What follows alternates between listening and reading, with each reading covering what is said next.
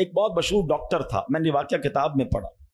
مثال کے طور پہ اس کا نام ڈاکٹر احمد تھا. ساری زندگی اس نے بڑے آپریشن کیے، اس کا بڑا نام تھا. اب حکومت نے اعلان کیا کہ اس کو گولڈ میڈل دینا ہے، لائف ٹائم اچیومنٹ ایوارڈ.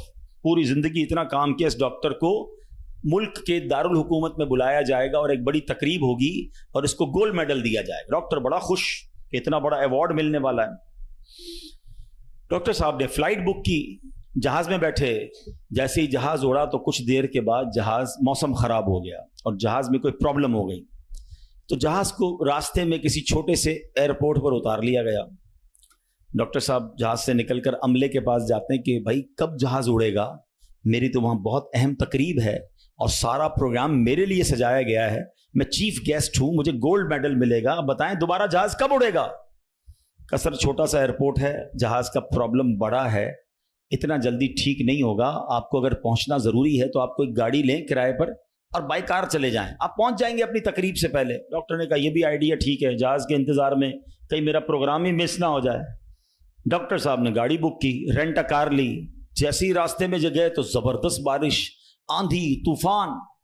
اس اندھیرے میں، اس آندھی طوفان میں ڈاکٹر صاحب راستہ بھول گئے اور کسی مین ہائی وے سے نکل کر گاؤں کے روڈ پہ چڑھ گئے. بہت دیر تک راستے میں، اب بھوک بھی لگ رہی، کھانا بھی نہیں کھایا، اندھیرا گپ، بارش ہو رہی ہے. اچانک ایک چھوٹا سا گاؤں میں گھر نظر آیا جس میں ایک بلب جل رہا تھا. ڈاکٹر صاحب نے کہا اب تو حالت ایسی ہو گئی، دروازہ کھٹکھٹایا. ایک بوڑھی عورت نے دروازہ کھولا. کب ماں جی کچھ کھانے پینے کو ملے گا، بہت بارش ہو رہی. کہا بیٹا اندر آ جاؤ.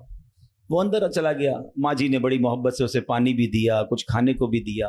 تھوڑی سانس میں آئی تو ڈاکٹر نے دیکھا کہ برابر پہ بستر پر ایک نوجوان لیٹا ہوا تھا. کہا ماں جی یہ کون ہے؟ کہا بیٹا میرا بیٹا ہے. کیا ہو گیا اسے؟ کہا اس کو بہت بڑی بیماری ہے. ماں جی علاج کیوں نہیں کرواتی؟ ماں جی کہتی میں نے گاؤں کے ڈاکٹر کو دکھایا ہے، ڈاکٹر کہتے ہیں ہمارے وطن میں ایک ہی ڈاکٹر ہے جس کا نام ڈاکٹر احمد ہے، وہی اس کا علاج کر سکتا ہے. مگر بیٹا میں غریب ماں ہوں، میں اپنے بیٹے کو کہاں سے ڈاکٹر احمد کے پاس لے جاؤں؟ نہ پیسے ہیں نہ کرایہ ہے. بس روز اللہ سے دعا کرتی ہوں اے اللہ تو کارساز ہے، میرے بیٹے کو شفا دے دے یا ڈاکٹر احمد کے پاس پہنچا دے. ڈاکٹر احمد رونے لگا. کہتا ہے ماں جی میں ہی ڈاکٹر احمد ہوں اور اللہ نے مجھے تیرے گھر پہ بھیج دیا ہے. جہاز کا خراب ہونا، چھوٹے ایئرپورٹ پر اترنا، رینٹ کار لینا، راستہ بھول جانا، کسی اور گھر پہ نہ رکنا، اسی جھونپڑی کے کنارے پر رکنا اور اس گھر میں جانا اور اس مریض کا علاج کرنا. اب بھی نہیں مانو گے؟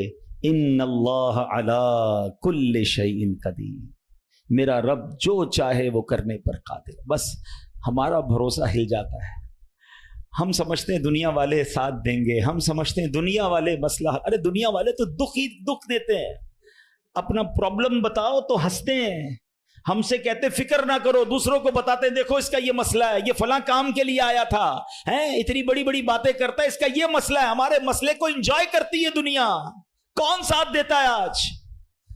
مگر جو ہمارے عیبوں پر پردہ ڈالنے والا، جو ہمیں بچپن سے لے کر آج تک نوازنے والا، جو ہمارے گناہ ہونے کے باوجود ہمیں عطا کرنے والا ہے، وہ ہمارا رب کریم ہے. ارے جو ہماری ماں سے زیادہ ہمیں چاہنے والا ہے، ہم اسے کیوں نہیں پکارتے؟ اس کی طرف توجہ کیوں نہیں کرتے؟ حالانکہ اس کی رحمت تو اس کے دروازے کھلے ہوئے ہیں، وہ تو دینا چاہتا ہے. مگر کاش جو توجہ ریکوائرڈ ہے، جو دل سے دعا مانگنا ہے، وہ اللہ مجھے اور آپ کو نصیب فرما دے.